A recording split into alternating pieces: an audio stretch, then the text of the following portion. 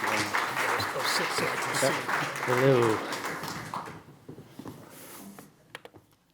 Thank you very much. Is the microphone on? We're good? Okay. I just wanted to say thank you so much to the American Philosophical Society and for the wonderful introduction.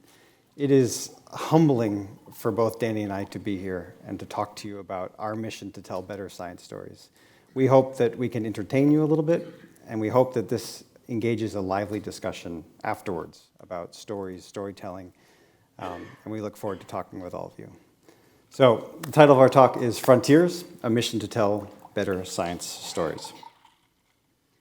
Who we are, we were go over the introduction, but I'll let Danny talk about himself first. Yeah, so I think you got a picture of who I was from the previous introduction. I'm just going to say, for anyone who hasn't seen Chef's Table, it's a show where we feature the world's best chefs, ranging from people in Philadelphia here who make barbacoa tacos to people who run 3-star Michelin restaurants. It tells the stories of how they became who they became as artists and as people, and it features the ups and downs and the saga that shaped and formed their character. And as it was mentioned, I did do my PhD at MIT studying neuroscience. I worked with Dr. Susumu Tonegawa, a Nobel laureate. I have my work published in both Science and Nature Neuroscience, looking at memory systems in mice and trying to figure out how memory actually works. And together, Danny and I have co-directed the film Canary, which we will talk about later. Why are we here today? We are here because science is amazing. I know we're speaking to the converted here, but science is one of the most beautiful expressions of our humanity. We are born to be curious, and as a species, we've learned how to harness that curiosity and to structure it. We've cured disease. As you know, the top graph up here is when the polio vaccine was introduced. You can see the polio cases drop off. We've found and seen galaxies beyond our own. It's the first picture of Andromeda Galaxy from Hubble. We've walked on the moon, and in science we find hope. And the thing that I love about science is it's this beautiful dance where science is shaped by us as humans and we shape it. And that is the type of relationship we're going to talk about today. But there's also a problem. Lack of science in the real world is having real consequences that are affecting the lives of all of us. With COVID, we saw it with a lot of needless death and suffering. We saw it with mismanagement of how we handled the pandemic. And we're still seeing it today, where now people think 36% of people in the US think it's riskier to get a vaccine than not to. We see it with climate change, where 54% of Americans don't see climate change as an existential threat, or they do, 46% don't. And we need to get that number up to make a difference. And then we see it in education, where science is being targeted in schools, and that's going to deprive future generations of getting the education they need and our country to be competitive to the rest of the world. There's a further problem. Fewer Americans, if you look at the graph on the left, fewer Americans now say science has a mostly positive effect on society. That's a problem. On the right-hand side, there's a declining level of public trust in scientists. You can see, and this, of course, this spans the pandemic, but it is a trend we need to pay attention to. In the last 4 years, 13% drop in people thinking that scientists have the public interest in scientists act in the best interests of the public. This is a problem.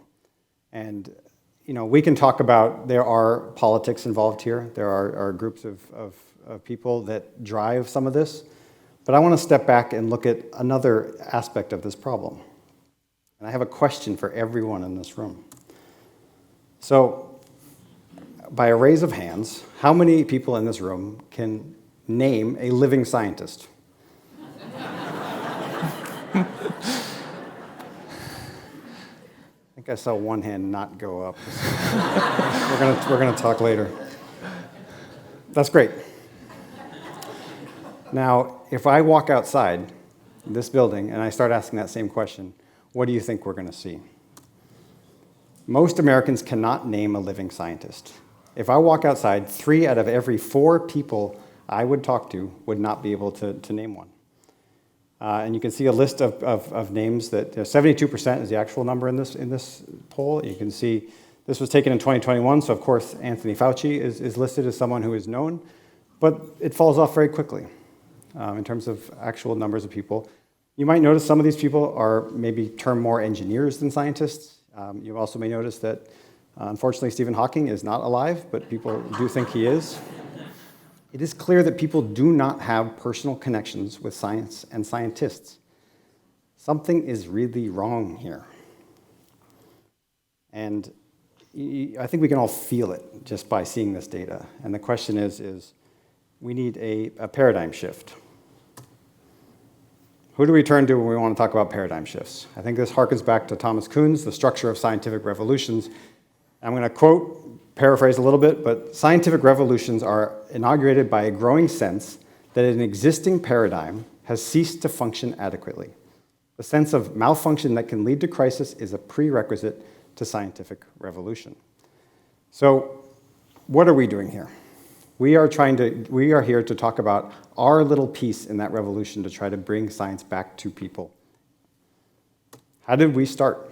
We have to tell our story in order to understand why we are here today. How does a scientist and a filmmaker come together to start on this mission? So Danny and I first met at a shabu shabu dinner in Little Tokyo in Los Angeles. And I sat down next to him and I said, I'm a scientist. I love science, but I don't like science programming. I really don't. I said, it always feels a lot like homework to me. I really want to like it more than I do. And Danny said, oh, I feel that too. And I said, look, I'm a guy who loves volcanoes. So this is a little tidbit about me. Anytime there's a volcanic eruption about to happen or happening, I'm looking at flights, I'm looking at hotels, I'm trying to find a safe way to get to go see it. I'm very well aware of what's happening in Iceland right now. This picture was taken of me in eastern Congo on the Nyiragongo volcano crater rim. And I would go to these places to experience it, but also just to report back and tell people what I was seeing. And what I found is no matter how far I went off the grid, there were scientists that were a little bit further, right? There were people, I realized that their curiosity alone was allowing them to explore the world. And I thought, this is cool, right? Being a nerd is cool. Just by being curious. And I said, kids need to understand this. They need to feel that their curiosity can allow them to explore the world. That was the only impulse I had. Let's get a camera. Let's show how curiosity enables exploration. I told Danny this. I said, what I want to do is get cameras to these remote parts of the world, and we'll show the world what science is. And what I said was, that is not a TV show. If you want people to care about these places, you don't just put a camera there. You don't just film people in those spaces. You tell me a story about who these people were before they even thought about volcanoes, and what led them to this place where they're risking their life living and working next to something that could explode any minute. They're running up and collecting lava and studying the chemical composition of it. Like, if I know how someone went from not thinking about volcanoes and then they went on a journey and ended up there, I'm going to go on that journey too, and I'm going to care about volcanoes as much as they do. So I said to Alex, if you can find enough scientists to fill up a season of television, I think we can make a TV show. And he said, I think we can do that. So we decided to team up and make that happen. So we had the pitch. We were going to make the Chef's Table of Science. We were told by our production company that for pitching, you don't pitch the show you're going to make. You pitch the show you can sell. So they told us, you make science sexy, you find young tattooed scientists, maybe one that rides a motorcycle. That's what the market wants. And being inexperienced, we listened. We took the idea out, and that was not what the market wanted. In the pitch rooms, we stumbled to talk about anything because we didn't have the stories, we didn't have anything concrete, and we got turned down at every major network. And this was a huge, huge disappointment. We went out there with one of the top filmmakers in film history attached to the project, and we got shut down. And we were told everywhere that scientists are not interesting enough. So we were absolutely brokenhearted at that point. I mean, you take me, I'd given up my science career, right? Postdoc, stop, let's do this, we're gonna make a science show, totally turned down. But being told something that's fundamentally wrong, right? The idea that scientists are not interesting is crazy to everybody in this room. I just had worked with people from all over the world, amazing stories of leaving home, immigrating to come work on a question, right? I mean, every single person I've worked with is more fascinating than what the Hollywood thinks a scientist is. So when you know something's wrong, you double down on your idea and you keep going. So we applied for an Alfred P. Sloan Foundation grant with the assumption that there are great stories in science, but they're not being told. And they're not being told because Hollywood doesn't know how to look for these stories. And we said, okay, if we can find them, we can change the way science stories are told. So we got this grant, and basically to prove that scientists are interesting. Now, what a wonderful grant to have. And we are very thankful for the Alfred P. Sloan Foundation for helping us, give us the space to find stories. So being the researcher that I am, and knowing how Danny likes to dive deep into character stories, we did the research. I have a detailed spreadsheet of 583 field scientists with names, articles about people, trying to find their personal stories, and this is all stuff that's publicly available online or in books. We narrowed that list down to 50 people. We talked at length with 30. We filmed a half a dozen in 11 countries on 5 continents. What did we learn? The best way to sum it up is to tell the story of Craig Packer. We met him in Kenya, and we did a 3-hour interview with him talking about his life story. And Craig's science is amazing. He studies lions, and he's done all these clever ways to analyze their behavior. But when his research exposed overhunting in the lion industry, and that was tied to a bunch of corruption, his story became a cloak and dagger true crime story. There were guns, death threats, violent assaults, and the lions were going extinct, and he was the only guy fighting to save this lion population there. And at the end of the story, a story we might be familiar with from the pandemic, the president targeted him because they were in on the corruption and eventually kicked him out of the country, which sounds like something that happened not too long ago. And for Craig, he'd been working in Tanzania for 40 years. He considered it the Garden of Eden, and he was banished forever. So we have this science risking his life to save the lions, this dramatic story, as good as anything that comes out of Hollywood. It was certainly more dramatic than any story I've told on Chef's Table. So the thing that he said next blew our mind. I've been on 50 shows, and no one has ever asked about my story. And what we found was that is the common thread here. Every scientist that we met and we started looking into had never been asked about their journey, right? There was always, what did you find? What does this mean for us? And that's it. So this guy had been on 50 shows. Craig had been on 50 shows. People just come and say, is that lion over there, can it kill me? And he says, yes, but, and they cut off before the but, and that's the end of the science show, right? That's not real. That's not reality. And in his case, it's much more dramatic what he was doing. And he had written books about this. But people don't do the research and realize that there's a human story here that's worth telling. So that's when Frontiers was born. And It's about personal stories. We are giving a platform to tell personal stories in the hero's journey format. And this does two things. It allows more people to feel connected to science. We get to grow the audience. Number two, it says one there, but number two, with each episode, we create another pillar that can speak for science. We grow the messengers. I think there's too few messengers in science, and so this is part of growing that population. Clearly, science can be entertaining, but can this type of storytelling help fix our broken relationship to science? It's kind of what we started with.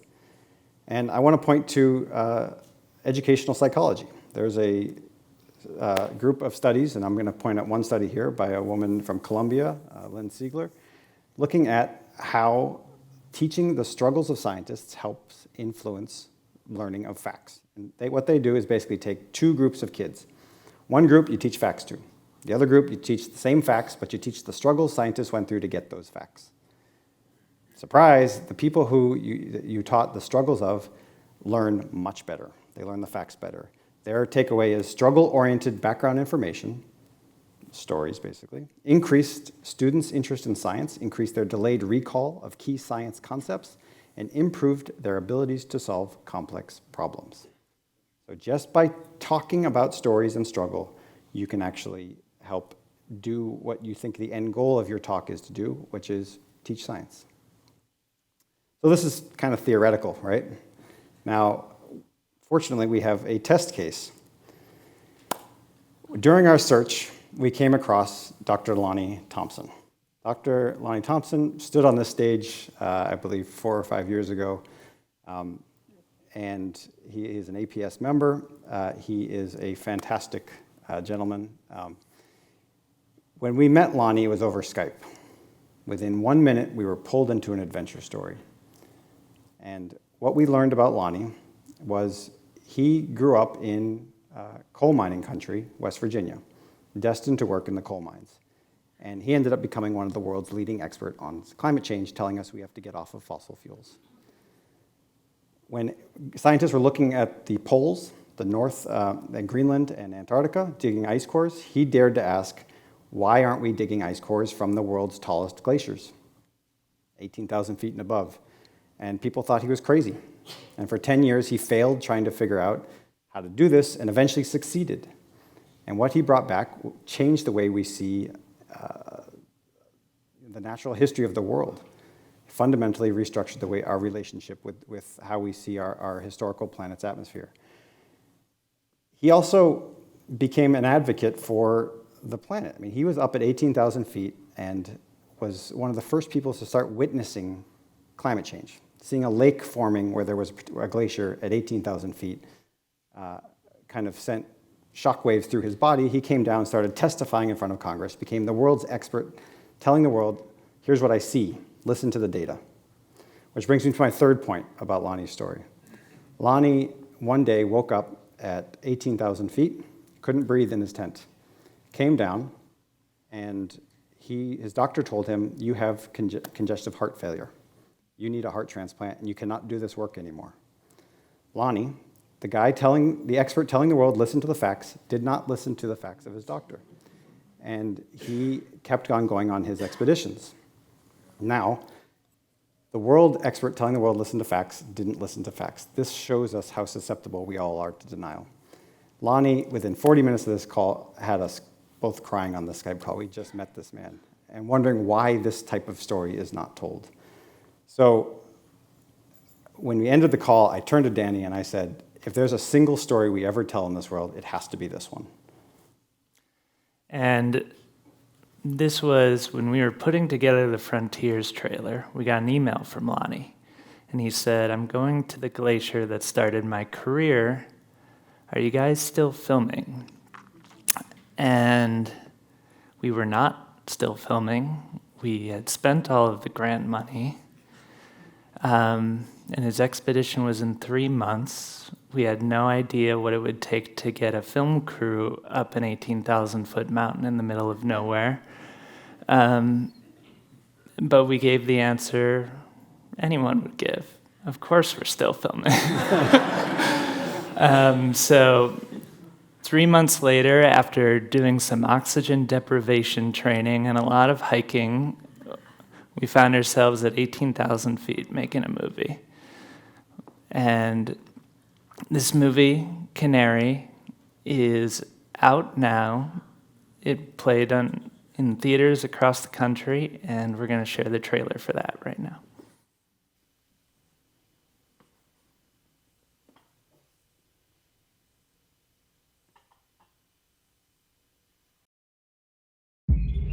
In the old days, you took a canary into the mine. If it dies, then it's time for you to flee the mine. My first encounter with Lonnie, it was like I was meeting a real-life Indiana Jones. Lonnie is a visionary. He saw our global climate history captured in these glaciers. Lonnie was going where no scientist had gone before. It seemed to be impossible. It's too high for human beings. It's dangerous. There's no way you're going to drill in this remote part of the world. You're wasting your time.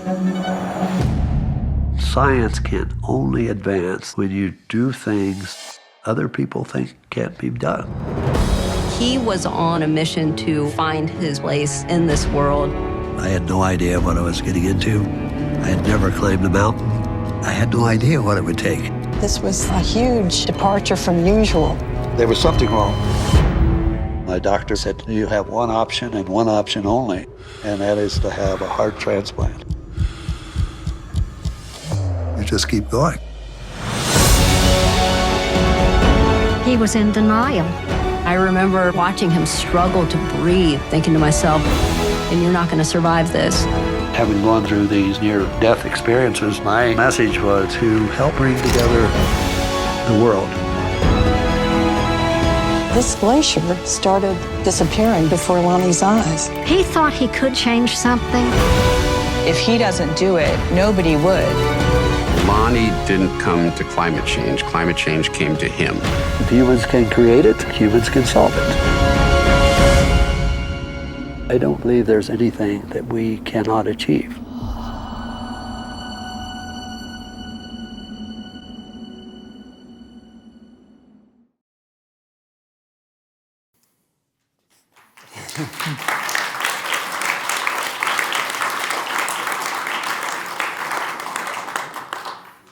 Thank you.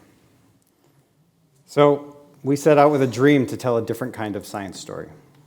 We committed to finding incredible stories that were being missed, and after 7 years of persistent work for us, what happened? The movie came out. A movie on the right-hand side opened in 160 screens across the United States. We were featured in the Climate Week New York City as a featured event for people to come see the film. On the bottom left-hand side of the screen, Canary was shown on a 30-foot by 60-foot screen in New York City. We are bringing the film to COP28 to try to influence people who are trying to make decisions about our future. We've had great reviews so far, and even including a New York Times review that called Canary a portrait of perseverance. There's one clip I want to show you, because when I started this, celebrating science on the big screen was something I really wanted to have happen, and I want to show you the reaction to Lonnie in the film. Make sure, how do I do this?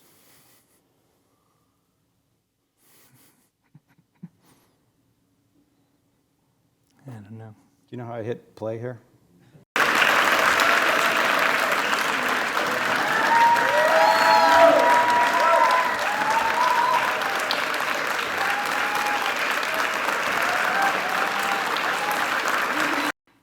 That's science being celebrated on the big screen, and I could not be more proud of having Lonnie and Ellen, his wife, Ellen Thompson, being celebrated like this. Okay, so it's entertaining, but does it work? So we did an unscientific sample. We took a group of 39 people, and we just asked them how they felt about climate change before they saw the movie, and we talked about how they felt about climate change after seeing the movie. As you can see here on the top, 48% before watching the movie said they were very concerned about climate change. Some said they were not concerned at all. After watching the movie, that shifted to 74.4%, and we got rid of the not concerned at all. So this, I stress, is not a scientific poll, but it is the best we have right now, and it shows that through this type of storytelling, you can change individuals' perceptions. So now, off the back of the success with Canary, we're now trying to bring frontiers to life. And, you know, there's a question that I think all of you might be wondering. Maybe it's clear from what we've shown you already, but it's just, how does this work? And it really comes down to one simple thing. If you're familiar with Pixar, it's one of the most successful studios in Hollywood. It's made Toy Story, The Incredibles, Finding Nemo, a bunch of classics of the past 20 years. And they have a rule of storytelling, and number one on the list is a simple one. You admire a character more for their trying than their successes. So in Canary, we see Lonnie trying to get a 6-ton drill up a mountain, 2 days on horseback away from the nearest road, and he fails time and time again. He's struggling to figure out how it can be done.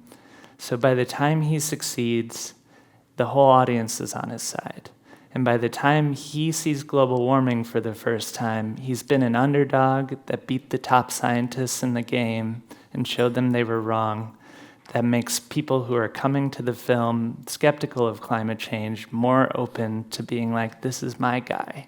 And if he sees that climate change is real, and you know, I followed him through that journey, I'm more likely to go on that journey with him. So this is how you create a connection with a character. If done right, the audience begins to care about what they care about, and if your character is a scientist, your audience is going to care about science. But we as scientists are not trained to tell our story. We've been trained to separate the science from scientists. There's no formal training in any PhD program on storytelling. We are trained to hide our passions and our struggles because that is perceived as showing weakness. We are no journals that publish failures, right? This is great for surviving the rigorous battlefield of academia and scientific pursuit. This is great and I think is needed for peer-reviewed papers and the scientific process, but scientists should be trained to tell stories. A healthy scientific process must also seek novel ways and science-backed ways to communicate science and its role in society. We all talk about science communication. It's a buzzword that all of us know. Some grants require it. We all tout the concept of it, but none of us really know what it means. We've been fooled to think it means being quoted about our science in the campus newspaper. That's not enough. Science communication is not just talking about findings or even how the findings may impact society. And I want to bring an example. NSF classically has, a section that says you need to use some of these funds for science communication. And if you look at the instructions they have, this is it. What can you communicate? Research results that are breaking news, research results that are not breaking news, broader impacts including activities and outcomes, other interesting aspects of you, your research, and your activities connected to your NSF funding. It's very broad, but it also is not very helpful for people who have not thought about this process before. What happens when science communication is done right? A lonely kid sees a scientist's journey, struggles, discoveries, and dreams and says, that's me. A struggling scientist sees a story that gives them persistence, it gives them confidence to persist on. A fascinated student becomes curious about the science and decides to learn more. A marginalized community member sees someone like them celebrated on screen and knows the scope of their dreams should not be limited. And I'm sorry that that's cut off. Voters better understand the scientific issues that affect them and their communities, giving hope to science-backed solutions. Put simply, the world changes. We need to create spaces for stories of failure, passion, and humanity in science to create connections with people. Frontiers, what we talked about earlier, is one path, but it's not the only one. We must experiment, test, iterate, fail, test, iterate, fail. We need to get this right. The stakes are simply too high not to accept this challenge. So how can you join in our mission? Step 1, watch and rate Canary. Hollywood is very transactional, and if everyone in this room went home and watched it and rated it highly, then we'd be on our way. If everyone shared it with 5 people, it would make a big difference. And then you can also host a screening of the film at your campus, community, wherever you gather with people and you think people may be inspired by this story. We want to be showing the film there. Also, we want stories. You are all members of the scientific community. I'm sure some of you have stories of your own, or you're keeping track of science that you're a fan of, scientists who are doing things that are fundamentally interesting, and we want to know about it. And then support. We're facing an uphill battle. You know, we're in a world where Nat Geo doesn't want to do a show unless there's a celebrity host attached, and we're trying to do something different by putting scientists forward. So if you know people, organizations, funders, institutions who are passionate about science communication and making a dream like this reality, we want to hear about it, we want to talk to people, we want to exchange information on how to make things happen. And then lastly, tell your stories. When you leave here talking about your work, talk about the times you failed, talk about the things you wanted that didn't pan out, but then, you know, always chasing something you want. You don't always get what you want, but you get what you need. Thank you.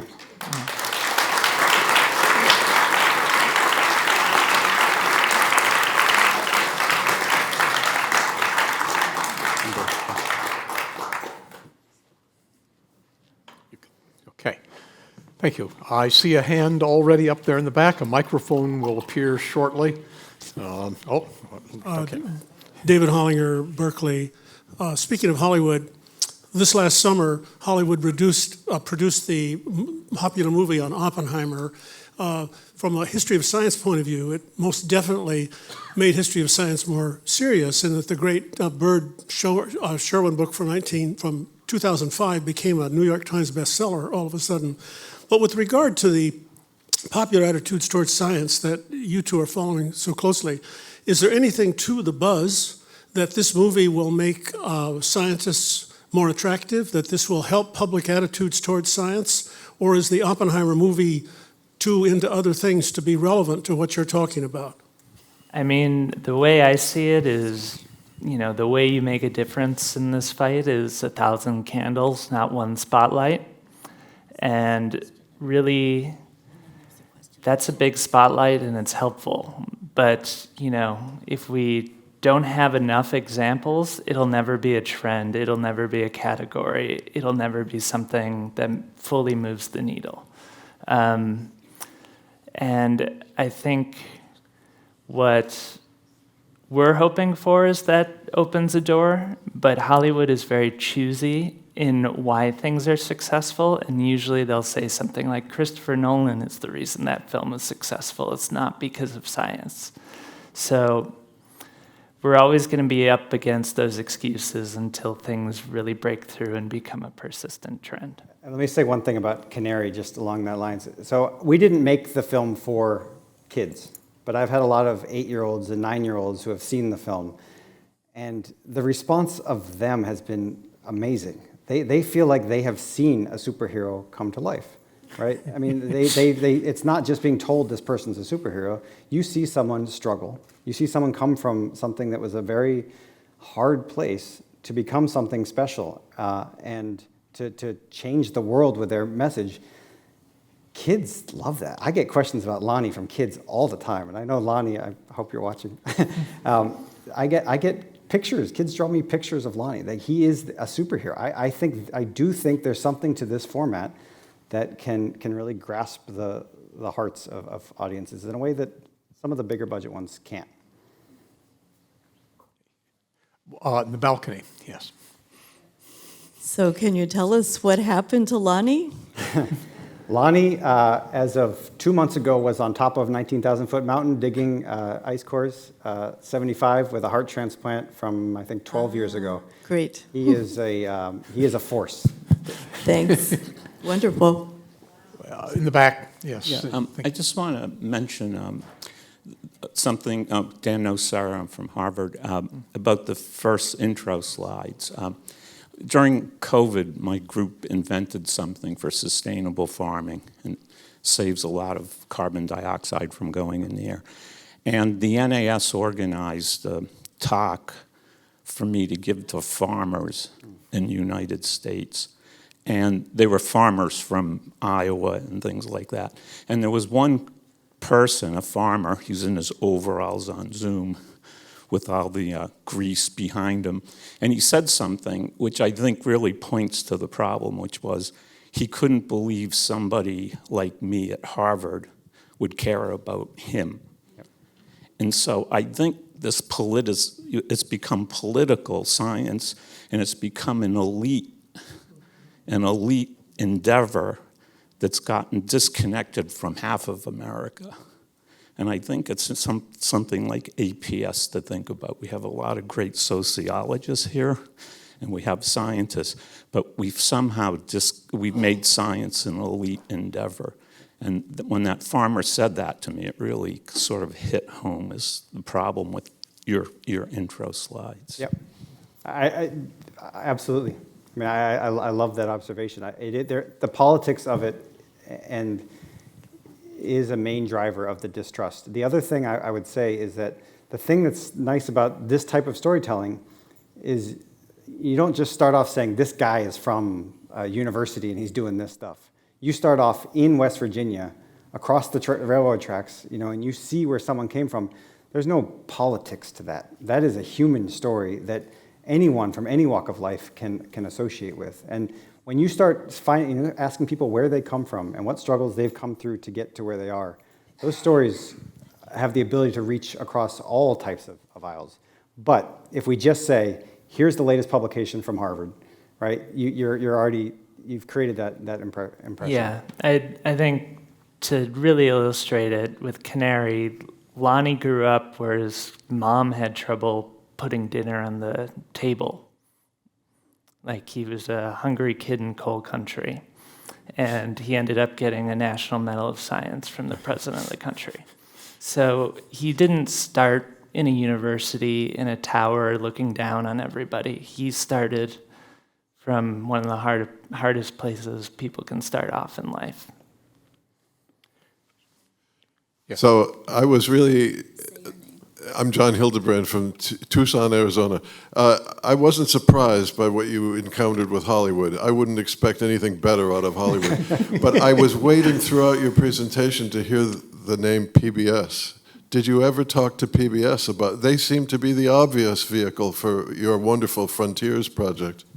Yes, What are we allowed to say?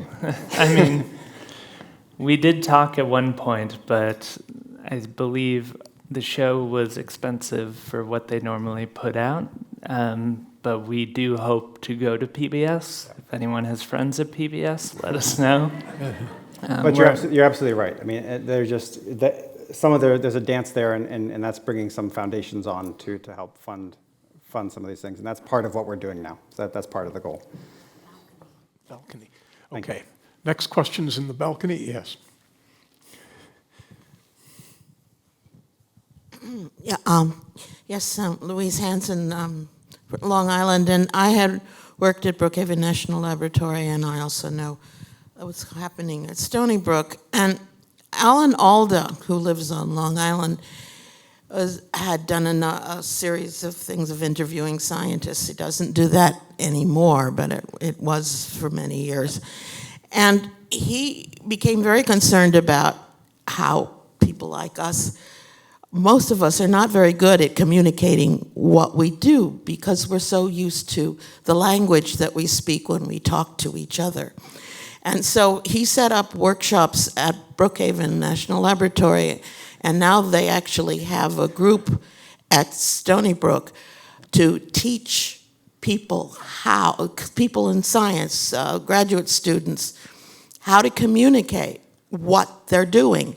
And I know it's not exactly what you're saying where you say, tell your whole story, but at least make the story that you are telling in certain circumstances much more interesting and don't sort of have this sort of thing by the common people who don't know your language and what you're talking about.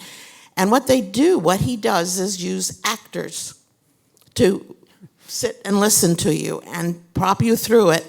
And it's amazing, absolutely amazing what they can do in a fairly short period of time. And I know that that's been incorporated, at least at Stony Brook. So it's something that other universities can adapt, I'm sure. I love that. I mean, it is important to be able to communicate your science, and I think that that avenue of teaching scientists how to talk about their science is important. And I think what we're advocating for is a parallel path that allows you to tell your story too, right? And what we found, when you watch Canary, and I know you all will, you'll see the science it's not. It doesn't go deep into the science. We show enough science to make you understand what's happening, right? But the takeaway message is people feel like they totally understand exactly what's happening, right? You don't need to get into all the details to see the kind of beauty in the science. And once you see it through Lonnie's eyes, and you feel his passion for it, you're in. Like this is something you're interested in now, and you start to see, layers and everything, and see history. But I appreciate that.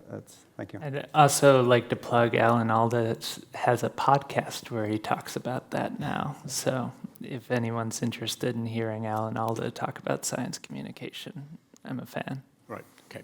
Howard. Hi, Howard Gardner from Cambridge, Mass.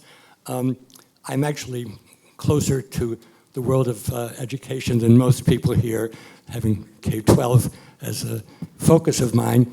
And I love what you're doing, but I have to be somewhat skeptical about how you frame it. There have been wonderful Hollywood movies for centuries, for many decades of inspiring stories, and probably one out of 50,000 young people who see Louis Pasteur being portrayed, or for that matter, Oppenheimer, feel it speaks to them. Then there are the question about trying to change public attitudes. You first have to ask, is this about science or is this about the use of the mind? What would they think of hearing Christoph's talk about spending your life going through the Bach canon, so to speak?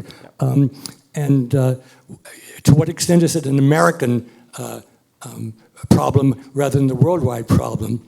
So I think that, I think the movies you make are terrific, and I would certainly have my grandkids go to see them.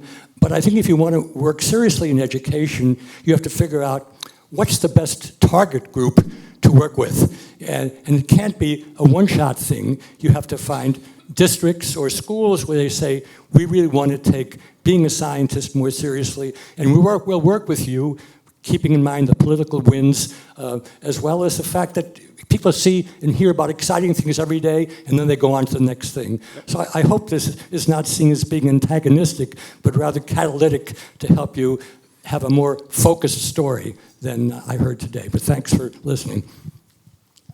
I just want to say thank you. I appreciate that comment, and I think, look, we like making movies. We like making TV, right? It is the thing that we enjoy doing, and we see how we can use that for a purpose. But it is a parallel path amongst everything else you're saying. It is not a solve-all, but it is part of a cultural issue. We don't have science programs, I haven't seen, that connect people to science the way we're pushing en masse to try to do. Back here, yes. Hi, Emily Thompson, Philadelphia. I want to say the trailer looks fantastic. Lonnie's work looks incredible. But so much of science now is not happening against these incredible backdrops of mountains and valleys. It's on grubby corners of benches somewhere. And the struggles aren't about getting drills up mountainsides. It's drafting and redrafting your desperate grant proposals. Do you have a plan or an idea for presenting scientific stories like that may not have the same obvious cinematic appeal? I mean, the way we think about it is for each medium, there's certain things that it rewards. So if we're trying to sell people on scientists, currently we're focusing on field scientists. And about the grant writing, there's 2 NSF scenes in Canary that are pivotal moments that are highly dramatic. So we're not shying away from that reality of it, but we are being as imaginative as possible and using the mediums that are best to tell each story. And what we found for cinematic storytelling, the field scientists are our point of entry to break through.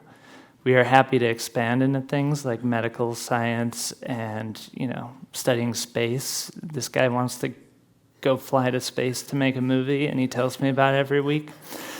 And we're quite creative about how we're approaching it with a lot of different projects beyond these ones. Okay, yes, then the next one, there's one in the balcony. Yeah. Pardon? Yes, my name is Betty Ruth Walter, University of Pennsylvania, and I am from Charleston, West Virginia. So I'm here to defend West Virginia. First of all, I'm a graduate of the public schools in West Virginia. Probably Lonnie was also. Yep. And I spent 65 years at Penn, so I want you, as a mathematician, I want you to know we educate them down there. But I'm curious what specifically what you have in mind for us next. And are you going to go back into West Virginia, where we have the coal mines and fracking, and it would be a great topic to explore? So the first question was, what do we have for you next? So the Frontiers series is the one we're trying. That's what we're trying to bring out next. Is that series? Now, we will peel off individual stories. After that, I think that's a conversation for the cocktail hour, because one thing for West Virginia, we are trying to coordinate screening at Marshall University, and what I've been telling our distributor, and we pushed to get a screening in West Virginia during our big release, even though they were like, there's not much of a market there. So we're pushing to get the film to West Virginians, because honestly, I think Lonnie's story gives West Virginians a different story about who they are around fossil fuels, and I think it has a role in that state more than any place.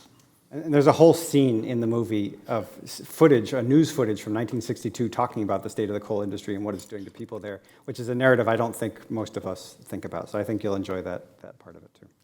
There's one in the balcony, yes. Barbara Gross, formerly of Cambridge, Massachusetts, now of Bethesda, Maryland. I think what you're doing is great. And I'm a computer scientist. There are not so many women in computer science.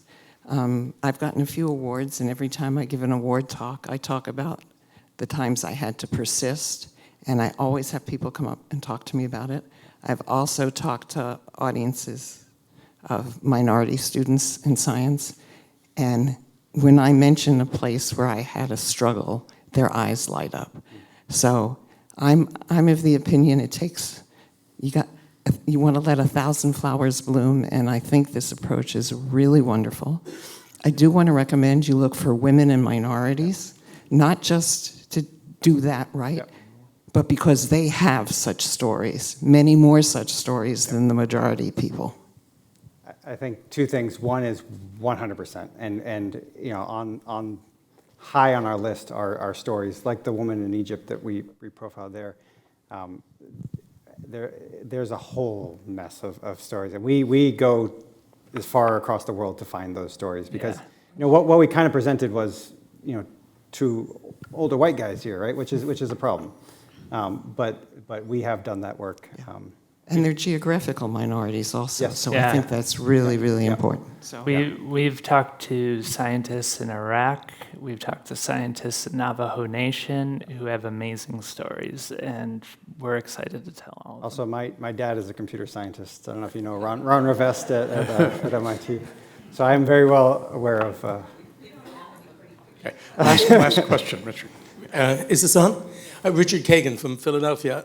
I'm not a scientist, I'm a historian. And I really welcome what you said today about the notion of struggle, because I found teaching graduate students or just giving talks, the whole notion of how you get to a product, be it an article or a book or a series of books, students really want to know those particular stories because the books are just not made overnight, and you just see the results. You don't know the failures that went into it, or the blind alleys you went up and had to go back, and it cost you 6 months or a year. And so I think we all need to tell these stories about our work and how we get to whatever we're doing, being in history or computer science or in neurophysics, neuroscience. But there is, interestingly, an international project called Failure that engages people from Spain to Argentina. It started in Spain, no surprise there. But this project has been extraordinarily, oddly successful because it tells the story of dead ends, failures, be it on the state level or on the individual level, in philosophy or in music. And I think we all need to know how we failed in whatever endeavor we tried to fail or succeed. Yep. And with that, thank you very much for your presentation. I love Thank that. you. Thank you.